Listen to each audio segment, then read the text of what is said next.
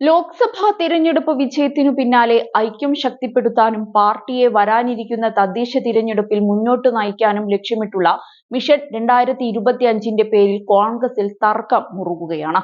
കഴിഞ്ഞ ദിവസം നടന്ന യോഗത്തിൽ നിന്ന് പ്രതിപക്ഷ നേതാവ് VD സതീശൻ വിട്ടുനിന്നതും ശ്രദ്ധേയമായി. നേരത്തെ KPCC ഭാരവാഹി യോഗത്തിൽ സതീശനെതിരെ കടുത്ത വിമർശനം തന്നെ ഉയർന്നിരുന്നു. ഇതാണ് അദ്ദേഹം യോഗത്തിൽ പങ്കെടുക്കാതിരിക്കാൻ കാരണമെന്നാണ് റിപ്പോർട്ടുകൾ. ഇക്കാര്യമാവട്ടെ സുധാകരൻ സ്ഥിരീകരിക്കുകയും ചെയ്തിട്ടുണ്ട്. ജനാധിപത്യ പാർട്ടിയിൽ വിമർശനങ്ങൾ ഉണ്ടാവുമെന്നായിരുന്നു സുധാകരന്റെ പ്രതികരണം. തദ്ദേശ തിരഞ്ഞെടുപ്പ് പാർട്ടിയെ സജ്ജമാക്കുന്നതിനായി മുതിർന്ന നേതാക്കൾക്ക് ജില്ലയുടെ ചുമതല നൽകിയതിൽ KPCC യോഗത്തിൽ കടുത്ത അതൃപ്തി തന്നെ ഉയർന്നിരുന്നു. ജില്ലാ ചുമതലകൾ വഹിക്കുന്ന KPCCയുടെ നിലവിലെ ജനറൽ സെക്രട്ടറിമാരാണ് തീരുമാനത്തിനെതിരെ പ്രധാനമായും വിമർശനം ഉന്നയിച്ചത്. VD സതീശൻ സൂപ്പർ പ്രസിഡന്റ് ചമയുന്നുവെന്നായിരുന്നു ആരോപണം. KPCCയുടെ അധികാരത്തിൽ പ്രതിപക്ഷ നേതാവ് കൈകടത്തുകയാണെന്ന ആരോപണവും കഴിഞ്ഞ ദിവസം ചേർന്ന ഭാരവാഹി യോഗത്തിൽ ചില അംഗങ്ങൾ ഉയർത്തി. വയനാട്ടിലെ യോഗത്തിലെ വാർത്ത പുറത്തുവിട്ടത് സതീശനാണെന്നും ചിലർ ആരോപിച്ചതായി റിപ്പോർട്ടുകളുണ്ട്. ഇതിന്റെ അതൃപ്തിയാണ് യോഗം ബഹിഷ്കരിച്ചതിലൂടെ സതീശൻ പ്രകടമാക്കിയതെന്നാണ് സൂചന. എന്നാൽ അധികാരത്തിൽ കൈകടത്തിയാൽ നിയന്ത്രിക്കാൻ അറിയാമെന്നായിരുന്നു സുധാകരന്റെ മറുപടി. VD സതീശനുള്ള പരോക്ഷ മറുപടിയാണിതെന്നായിരുന്നു ചിലർ ചൂണ്ടിക്കാട്ടിയത്. സതീശനെതിരെ വിമർശനമുണ്ടെന്ന വാർത്ത തള്ളാതെയായിരുന്നു കഴിഞ്ഞ ദിവസം സുധാകരന്റെ പ്രതികരണം.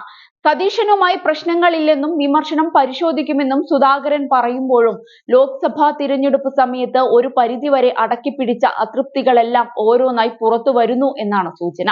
അതേസമയം സംസ്ഥാന സർക്കാരിനെതിരെ ശക്തമായ പ്രചരണം നടത്തി അടുത്ത വർഷം നടക്കുന്ന തദ്ദേശ തിരഞ്ഞെടുപ്പിൽ മികച്ച നേട്ടമുണ്ടാക്കുക എന്ന ലക്ഷ്യമാവുകയാണ് മിഷൻ 2025 അവതരിപ്പിക്കുന്നതിലൂടെ.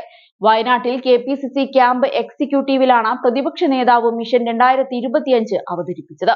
പ്രാദേശിക വിഷയങ്ങൾ ഉയർത്തി ശക്തമായ പ്രതിഷേധവുമായി രംഗത്തു വരാനാണ് ഇതിലൂടെ അവർ ലക്ഷ്യമിടുന്നത്. ലോക്സഭാ തിരഞ്ഞെടുപ്പിലെ BJP മുന്നേറ്റം ഗൗരവമായി കാണണമെന്ന് ക്യാമ്പിൽ അഭിപ്രായമുയർന്നിരുന്നു. CPM വിരുദ്ധ വോട്ടുകൾ മലബാറിൽ കോൺഗ്രസിന് കിട്ടി. എന്നാൽ തെക്കൻ കേരളത്തിൽ BJPയിലേക്കാണ് ആ വോട്ടുകൾ പോയത്. തൃശൂരിലെ സുരേഷ് ഗോപിയുടെ വിജയത്തിന് സിനിമാ താരം എന്ന പ്രതിച്ഛായ സഹായിച്ചുവെന്ന് ചിലർ അഭിപ്രായപ്പെട്ടു. എന്നാൽ BJPയുടെ ചിട്ടയായ പ്രവർത്തനം തൃശൂരിലെ വിജയത്തിന് കാരണമായെന്ന് മറ്റു ചിലർ ചൂണ്ടിക്കാട്ടി. തൃശൂരിലെ തോൽവിക്ക് പിന്നാലെ ഇടഞ്ഞ മുരളീധരൻ ക്യാമ്പിൽ പങ്കെടുത്തിരുന്നില്ല എന്നതും ശ്രദ്ധേയമായി.